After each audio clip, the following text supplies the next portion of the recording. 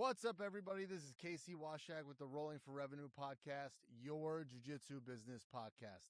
Guys, if you're looking to level up your school, create greater impact in your area, and use this beautiful tool we call jiu-jitsu as a means of creating the lifestyle you want to live, then this is the podcast for you. Okay, guys, this show that I'm about to do is for one person. It's for the jiu-jitsu school owner who's tired of being the bottleneck in their own academy. They know they're capable of more, but they can't quite figure out why every time they try to grow, everything starts to fall apart. So today, that's what I want to talk to you guys about. All right. I want to tell you about a guy I'll call the Atlas owner. If you guys remember Atlas from Greek mythology, he's the guy who carried the world on his shoulders, right? And that's a version of jiu-jitsu school owners I talk to every week. These are the owners who are doing everything. They're teaching all the classes, the fundamentals, the comp classes, the kids classes. They're writing all the curriculum. They're mopping the mats. AC's broken. They're taking care of that. They're doing text all hours of the night. They're trying to find time to market. And here's what I want you guys to know. Like, I'm not bashing you. I've lived this. We've all gone through this. It's a stage in our business, but you got to know that the Atlas owner, that model, is a cage. You think you're carrying the world on your shoulders, but all you're doing is you're guaranteeing that the academy stays as big as what you can handle yourself. So the day you get sick, you tweak your knee in training, your kid has a recital, the whole thing starts to crash and you can't even take a vacation because you can't think strategically, you can't grow because every ounce of your energy is going into not dropping the ball. So this isn't a business. This is just a really exhaustive job that you created for yourself. And at the end of the day, your body is eventually going to tell you it's had enough. So let's talk about the reasons why owners can't let go. And I hear the same three excuses all the time. Number one, no one can teach the way I teach. Maybe. But right now, that's not even true. That's a leadership problem and not a hiring problem because you haven't created the individual to be able to teach like you. A lot of times, we just hire someone and throw them in, but we never give them the parameters. So how long did it take for you to become the coach you are today? So you need to build these people. They don't just show up from an Indeed ad, all right? Number two, every time someone underperforms, you immediately take the responsibility back. You got to understand that once again, you broke a lot of eggs in building this business and learning jiu-jitsu yourself. And a lot of times we don't allow our team to make mistakes and then, more importantly, correct them without us harping on them. And then number three, and this one is usually the biggest, you don't actually understand what your time is worth. So you could spend 45 minutes retaping the mats, or you could spend 45 minutes on your marketing or a sales call and grow the business. So one is a task, that needs to get done, but it's not generating any revenue. My argument to owners is your time should be spent on revenue generating tasks. All right. A lot of owners get stuck because when they hear delegate, they immediately think about money and they say, Casey, I can't afford to hire someone. All right, cool. Let's do the math because hiring isn't a feelings problem. It's a math problem. So take the salary of one person you want to hire, divide it by your average monthly membership per student. That's how many students that you need to bring in to be able to hire that person. The memberships pay for them. So a quick example, if you want to bring on a full-time head coach at, let's say, $50,000 a year, and your average student's paying you $250 a month, that's $3,000 a year. You need somewhere 17 new members to wash that and make that break even.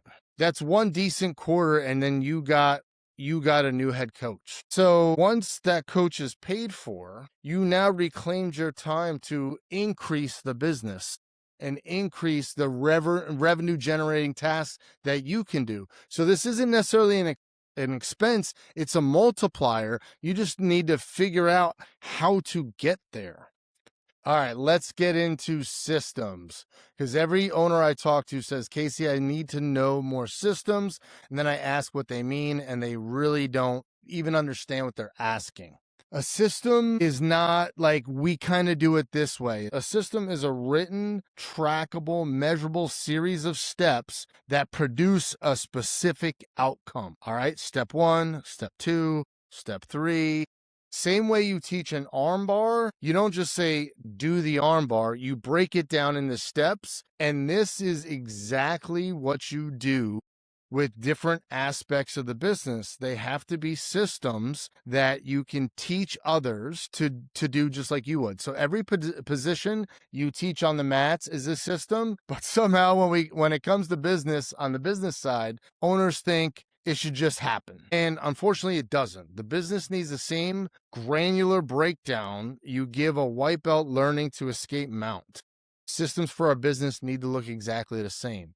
So here's what I want you to do this week. Take out a notebook, write down literally everything you do in your business. Every single task, just dump it on the page. Don't filter anything out. Then look at the list, and I want you to create 3 categories. The first category, is sales and revenue. So these are your revenue generating activities. You keep these until your academy is big enough to hand off the sales to a trained closer. The owner needs to stay on the phone. Sales is the heartbeat, so you don't outsource the heartbeat to someone who doesn't believe in the values the way you do. All right, that's one of the last thing you hand off. All right, the second category is the head coaching, the mat leadership, the vision. You keep that. That's the art.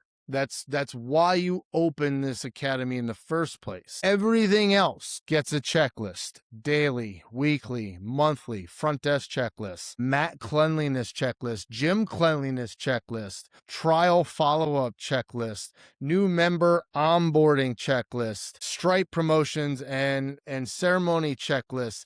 These are the things you can hand off to your team and give them the authority to execute. Not ask me before you do anything authority. Let them run their lane. So don't hover over them. What I want you to do is give them the authority to do it. Let them make mistakes, and then you just help correct them.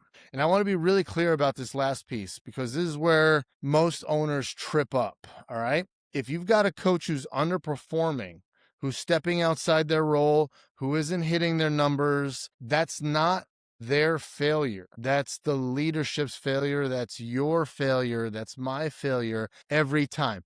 I like to say everything is my fault. So how did I have a hand in that? So did I not onboard them properly? Did I not align them to my core values? Do I not do quarterly performance reviews? Did I even grade them? Did I coach them enough? Or did I just promote them to a teaching role, threw them on the mat, and hope they figured it out? A lot of times we expect people to be us on their first day when it took us years of honing this in. So this is the same as like taking a brand new white belt and throwing them into advanced class with brown belts and being mad when they get smashed every time.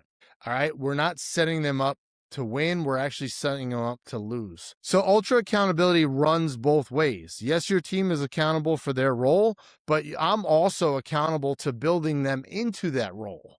I want to get very specific with my onboarding. I want to make sure they're aligned with our core values, performance reviews every quarter, not just a vibe check, but like actual conversations. The same way you grade students before they get a stripe, you have specific criteria that you look for, different specific standards. That's exactly what we got to do to the business team.